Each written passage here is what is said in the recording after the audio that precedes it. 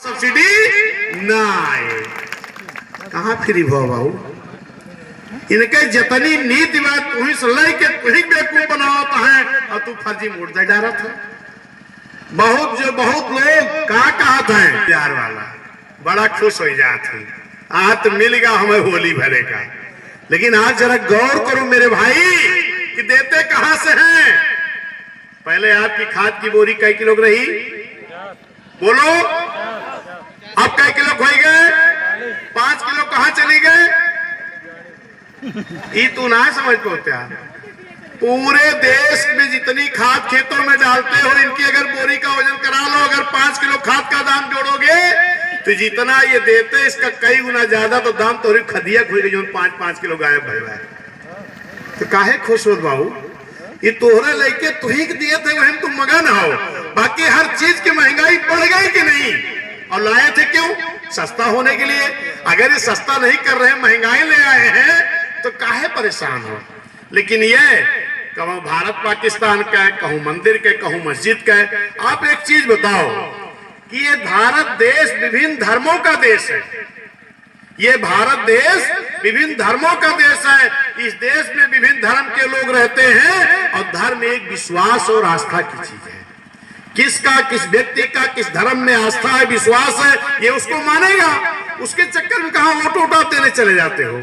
Vote तो बाबा साहब ने आपको इसलिए दिया है कि वोट के बल पर इस देश में अपनी हुकूमत करोगे और उस हुकूमत के बल पर मेरा बनाया हुआ संविधान लागू करोगे ताकि ये देश पूरा भाईचारा पैदा हो सके, पूरे देश का विकास हो सके। मेरे भाइयों, ये उसके चक्कर में नहीं दिया है वोट का।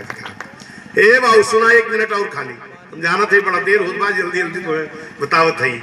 रैली, भाजपा की रैली जब होत रही पहले तो भाजपा के लोग लावे गांव को बहरे बस खड़ी के लिए ओकरे बाद जाए कहे हे माई बहनी, हे भैया बाबू रैली में चला पूरी के पैकेट भी बनवाए है, 200 रुपया विदाई भी देवे। लेकिन रैली में चले चला वोट चाहे तू हथिये दिया अपने, हमार बेइज्जती न हुए बस हमका मिली है। अब सभी कहीं चला गांव के बाबू साहब है कहा था है तो 200 रुपये दी है, पूरी सब्जी पैकेटों बनवाए हैं, वोटवा तो हथिये दिया जाए। और जब गए हुआ रैली में बैठे नेताजी के भाषण शुरू हुआ तो क्या भाषण शुरू हुआ कि इस देश का काला धन विदेश में रखा है, वापस आना चाहिए कि नहीं। भाइयों बहनों मित्रों, सभी लोग कहे नहीं आना तो चाहिए, और अगर उसको ला करके 15-20 लाख रुपए सबके खाते में भेज दिया जाए भाइयों बहनों मित्रों तो कैसा रहेगा। सब लोग कहे अरे बाप रे तो भगवान आ गया, ये विदेश से काला धन मंगाएंगे भी और हम गरीबों के खाते में भेजेंगे भी। तमाम लोग जोड़े लागे, बड़का भैया, मंझिलका भैया, सझिलका भैया, छोटका भैया, बाबू हमें जिंदा है। 5 जने हमारे घरे में 5 खाता हमारे घरे खुले और 20-20 लाख है, 20-2500 1 करोड़ तो हमारे घरे आए जे। अरे बाप रे बाप, आए पूरा वो ढकेल जाएंगे। और जब सरकार बन गई तो कहीं खाता खुलाओ जनधन वाला जल्दी से। ये मेरी माता बहने, मेरे भाइयों, सभी लोग मिलके लाइन से बैंक में लंबी लाइन, पुलिस की डंडा खाता है, भरी बरसात भीगता हुआ है, ठंडी में जड़ाता हुआ है, भरी गर्मी में लाइन लगा खाता खुलाइन कहूँ पिछड़ न जाए, नहीं 20 लाख मेरे खाता में ना आए पाए। जल्दी खाता खुलाए। अब केहू के खाता में 1 पैसा आज तक आवा और जवन 2-400 जमो के रहा कहाँ चला गया? अडानी जी के घरे बिना ब्याज पे। आवाज अडानी जी के पास LIC का शेयर, बैंकों का शेयर सब लेके जब्त हो जाता है, सब डाउन हो गया, रेट गिर गया, सब वही परेशान है। LIC वाला कहां से दे, बैंक वाला कहां से दे, और जहिया ये अडानी भाई हमारे लेके बैठ गए वही देश का भगवान मालिक है। आप समझ जाओ ये बात का कि जितना लोग पैसा लेके भारत के कहूं विदेश से आवा तो ना है ना कोनो, लेकिन जो ले भाग है नीरव मोदी, मेहुल चौकसी, पता नहीं कौन कौन नाम, ये सब कहाँ के रहे? सारे लोग कहाँ के थे? सब गुजरात का है। ए मेरे भैया, हाई गांव में तू चौकीदार दे दा और कह दे तुहार सारा पूरे गांव के चौकीदारी की ड्यूटी तो रहा है, और ये गांव जितना चोरी सामान हुए चौकीदार एक गांव में जाकर पकड़ा जाए तो का कहवा कि चौकीदार तो मिला है। अगर पूरे देश के चौकीदार कि जो देश के पैसा लेके भागे ये सब कहाँ के रहे, सब गुजरात के रहे। तब चौकीदार मिला है कि ना है का हम ना कह सके। ये हमारे देश के प्रधानमंत्री जी हैं, माननीय हैं, सम्माननीय हैं, हम इनके बारे में कोई टिप्पणी नहीं कर सकते। ए मेरे साथियों, कि भारत देश का सबसे बड़ा प्रदेश उत्तर प्रदेश है और उत्तर प्रदेश से ही प्रधानमंत्री का रास्ता बन करके जाता है। ज्यादातर प्रधानमंत्री को अगर देखोगे उत्तर प्रदेश से ही जीत करके गए हैं। और आज भी जो माननीय सम्माननीय प्रधानमंत्री जी हैं, इनको भी जब प्रधानमंत्री बनने का नंबर आया तो ये भी आज यूपी के बनारस से ही जीत करके गए हैं कि नहीं। और देश के सबसे बड़े प्रदेश उत्तर प्रदेश में बहुजन समाज पार्टी की पूर्ण बहुमत की सरकार बन चुकी है। माननीय बहन जी देश की नेता है, बहुजन समाज पार्टी के राष्ट्रीय अध्यक्ष हम सबकी नेता है, लेकिन रहने वाली तो उत्तर प्रदेश की है। ये मेरे साथियों, अब की सब लोग चाहे नगर पंचायत, नगर पालिका, टाउन एरिया, वार्ड, मेयर का चुनाव करा ले और चाहे लोकसभा का करा ले, जो भी चुनाव कराएं, ये मेरे साथियों खींचातानी बंद कर दो।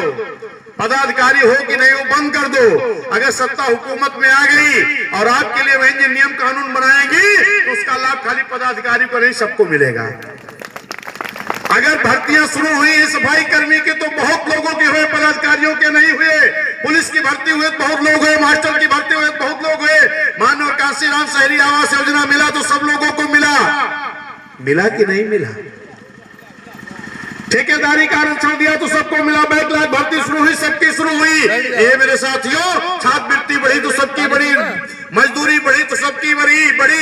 ये मेरे साथियों, जरा मेरी बात को गौर करो। आवाज से अपनी जिम्मेदारी को संभाल लो। पद रहेगा नहीं रहेगा, लेकिन हम बीएसपी के मिशन को आगे बढ़ाने के लिए काम करेंगे।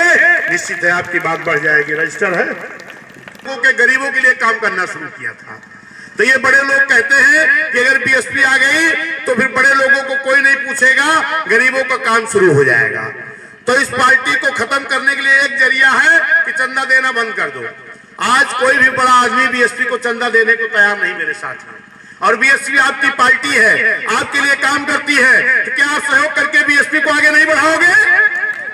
ये मेरे साथियों, मान्य बहन जी ने अपने मांग में सिंदूर नहीं डाला, हाथों में चूड़ियां नहीं पहनी, अपना घर परिवार नहीं बसाया। किसके लिए? हमारे आपके बच्चों का भविष्य बनाने के लिए। मान्य बहन जी हमारी बेटियों को पढ़ने के लिए साइकिल दे रही थी कि नहीं? हाई स्कूल के बाद 10,000 दे रही थी कि नहीं? इंटर के बाद 15,000 दे रही थी कि नहीं? बंद हो गया कि नहीं? हे मेरे साथियों, एक चीज जान लीजिए, तमाम हमारे विरोधी लोग कहते हैं कि बीएसपी वाले तो पैसे मांगे थे। घर नहीं चल सकता, परिवार नहीं चल सकता, बिना पैसे के दल नहीं चल सकता। डेली खर्चा लगता है। पूरे देश की राष्ट्रीय पार्टी है, पूरे देश में कार्यालय है। हम किसी के ऊपर दबाव नहीं बनाते। जैसे अपनी बहन बेटियों को रक्षाबंधन में हम गिफ्ट देते हैं कि नहीं? पंचमी, त्योहारी, होली, फगुई जो मनाता हो, हम ये नहीं कह रहे किसी को, उसमें अपनी बहन बेटियों को हम देते हैं कि नहीं देते? और मेरे साथियों, गांव में जब बड़े बड़े कार्यक्रम होते हैं, मैं उन कार्यक्रमों का नाम नहीं लेना चाहता हूं, वहां भी बड़ी बड़ी रसीद कटा करके जा करके आप भीड़ लगाते हो कि नहीं? और आज ये पार्टी जो आपके लिए काम करना चाहती है, आपको आगे बढ़ाने के लिए, गरीबों को आगे बढ़ाने करना चाहती है, तो आज इस कार्यक्रम में भी हम लोगों को सहयोग करना चाहिए। हम ये नहीं कह रहे कोई ज्यादा करेगा। अभी हमने कुशीनगर मीटिंग किया, गोरखपुर मीटिंग किया, देवरिया मीटिंग किया, आपके आजमगढ़ मीटिंग किया। हमने देखा 150, 200 लोगों ने लाइन लगा करके इस रजिस्टर में नाम लिखाया। ये रजिस्टर में जो नाम लिखाएगा, जितना सहयोग करेगा, ये रजिस्टर सहित बहन जी के पास जाएगा और उसी पैसे से बहुजन समाज पार्टी को आगे बढ़ाने का काम किया जाएगा। मेरे साथ हम ये नहीं कह रहे बहुत ज्यादा करो। जिसके पास ज्यादा की हैसियत हो ज्यादा कर दो, जिसके पास कम हैसियत वही कर दो। मैंने देखा हमारी माताएं बहनें, तमाम बुजुर्ग लोग बेचारे 10-10, 20-20 रुपए, 50-50 रुपए, 100-100 रुपए, कुछ लोग 1000-1000, 5-5 किए, लेकिन कुछ लोग 10-20, 50-100 रुपए ही किए। वो कहने लगे मेरी इतनी आस्था है। माननीय कांशीराम साहब ने एक बार जब चुनाव लड़े थे फूलपुर से, उन्होंने कहा था एक नोट एक वोट, एक नोट एक वोट। सारे दल के लोग तो वोट की गिनती करा रहे थे और माननीय कांशीराम साहब अपना सिक्का गिन रहे थे। उन्होंने कहा जितना वोट नोट मिला है इतने वोट मिला होगा, लेकिन शायद एक आध नोट ज्यादा था या कम था। दिलीप भाई, एक नोट एक आध दो नोट ज्यादा था तो एक आध दो नोट का कोई मतलब नहीं, लेकिन जितने लोगों ने नोट दिया था उतने लोगों ने वोट भी देने का काम किया था। आज भी मैं चाहता हूं जितने लोग आए हो इतनी देर सुबह रुका हो भैया, 12 बजे कुछ देर और रुक जाओ, सभी हमारा नाम लिखाए दिया, जीवन जिससे हो सके। क्यों लगे हुए तो भाई ढेर लिखा दिया, 1500 लिखा दिया, 2000, 5000, 10,000 लिखा दिया, जिक्र न ज्यादा हुए 100-200 लिखा दिया, जान ले आज एक ब्याह और पड़ गया।